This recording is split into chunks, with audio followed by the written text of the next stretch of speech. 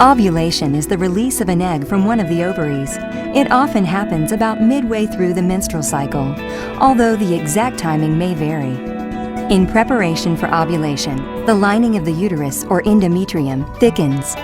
The pituitary gland in the brain stimulates one of the ovaries to release an egg. The wall of the ovarian follicle ruptures at the surface of the ovary. The egg is released. Finger-like structures called fimbriae sweep the egg into the neighboring fallopian tube.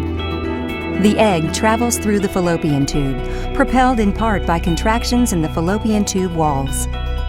Here in the fallopian tube, the egg may be fertilized by a sperm. If the egg is fertilized, the egg and sperm unite to form a one-celled entity called a zygote.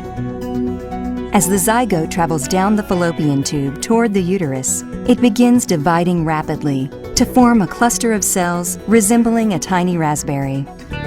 When the zygote reaches the uterus, it implants in the lining of the uterus, and pregnancy begins. If the egg isn't fertilized, it's simply reabsorbed by the body, perhaps before it even reaches the uterus.